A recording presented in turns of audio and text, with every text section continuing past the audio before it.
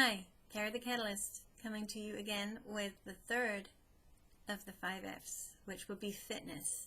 But I did forget to include a statistic I heard recently in the family, which was the second F. And it was kind of surprising.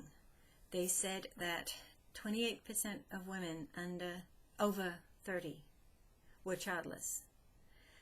And that kind of surprised me because women have been taught for generations to be nurturers. So I'm wondering what our society has done to women that they are no longer such nurturers that they actually have children. I didn't know that 28% of women over 30 had no children. That was a new factoid for me. And I wanted to mention that because I missed that in the last video. Today's video, like I said, is about fitness and establishing your goals and your dreams in the area of fitness because it helps you be a well-balanced person. God told me that there are 5 essential F's to any stable life. Obviously, it's grounded in faith, in Jesus. I personally believe in Jesus. I realize not everybody believes in that specific theology, but as long as you have a faith, there are many benefits from faith in meditation. So we've already covered faith. The next one, like I said, was family, and I just wanted to drop that statistic in because I'd missed it last time. And the third F is fitness. I was doing some research and I came across a fact that said that only 5% of adults actually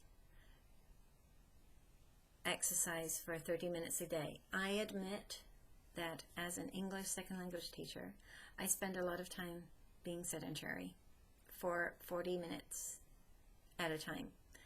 And then I get up and move for about 5-8 minutes before I get ready for the next class of 40 minutes. So I'll be the first to admit I don't get in at least 30 minutes of exercise every day.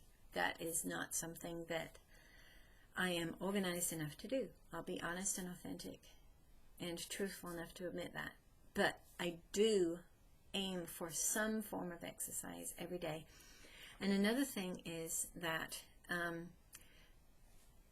duration isn't necessarily a factor in how efficient it is because it depends what you do.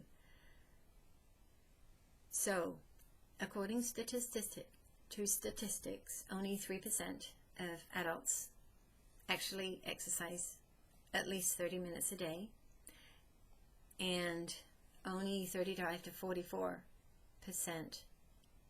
of 75-year-olds or older are physically active, which I think is pretty bad odds. And when you're 65 to 74, I am 60, so I'm entering that season of life. Then it goes to 28 to 34%, which is even lower than the 75 and up, which I found really sad. But there were many benefits from exercise. I know for a fact that children especially tend to not get very much exercise, and obesity is off the charts.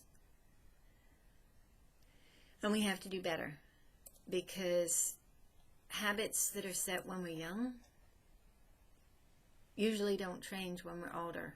So it's very significant, the obesity, and also the risk of diabetes. I read a book by a doctor who claimed that a stagnant pool breeds disease. These were his exact words. And when he said that, I realized that couch potatoes who like to binge Netflix all day usually don't have a very high intellect. And they have a lot of random diseases. such as high blood pressure, high blood sugar, diabetes, cancer, many different things. And I realized that science says the body is almost 60% water. And if a stagnant pool in the natural breeds disease with green, yucky, all kinds of nasty, icky stuff that you don't want to mess with, let alone drink and consume. In the natural, if a stagnant pool breeds disease, being the incredibly inquiring mind that wants to know, and the totally random redhead from Reading, England, my mind immediately on reading a stagnant pool breeds disease went to, well, if that's true in the natural, what about the body? What about the mind? The mind is a muscle. And if you're not exercising the mind, Alzheimer's would be disease. And if you're not exercising the body, those symptoms I talked about just a couple of minutes ago would definitely fall in the category of disease.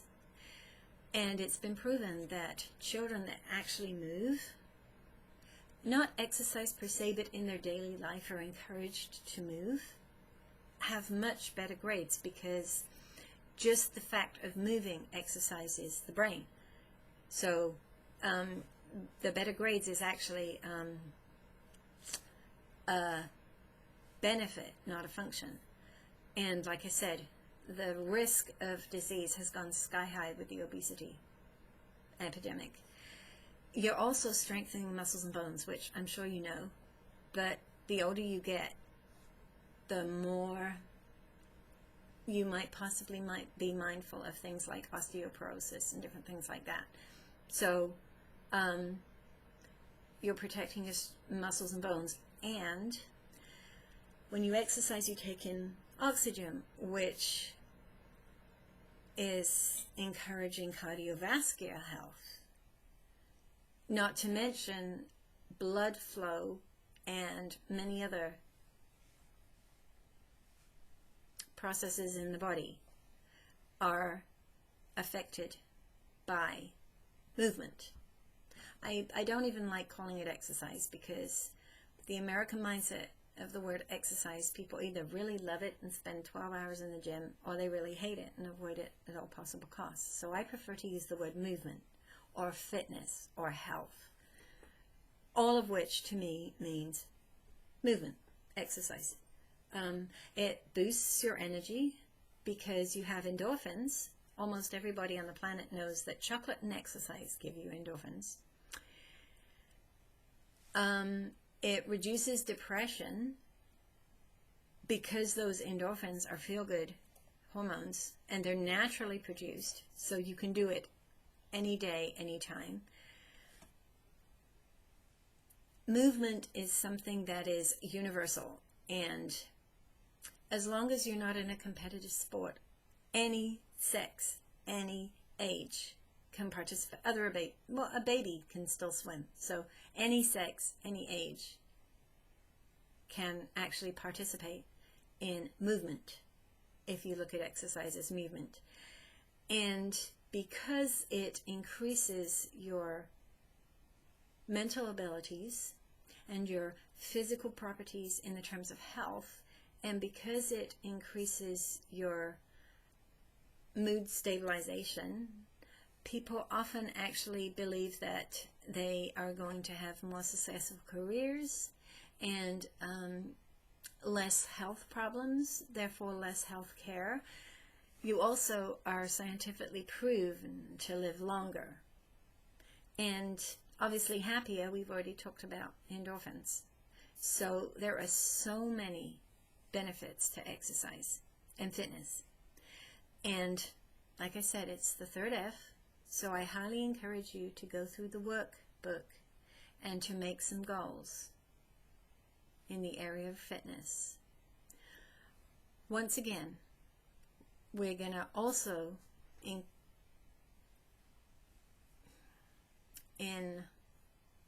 common with the workbook, there's another document that I just called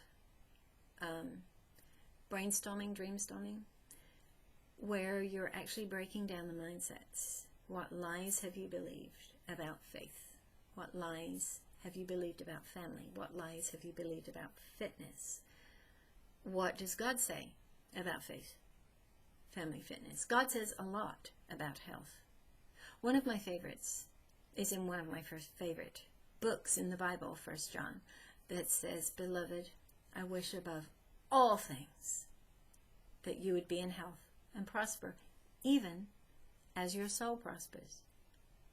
And because God says we are a triune being, spirit, soul, and body, we can't just pay attention to the body like most people who don't have a belief system or a faith that is actively pursued in their life. We can't be like them because we're missing a component of the spirit, soul, and body. God tells us to renew our mind daily.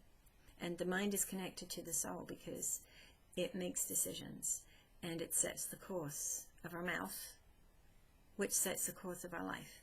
So I encourage you to go through the workbook and the brainstorming, dreamstorming sections on each of the 5 F's and establish goals and see where your mindsets might want to be tweaked just a little. Not big changes, but small tweaks.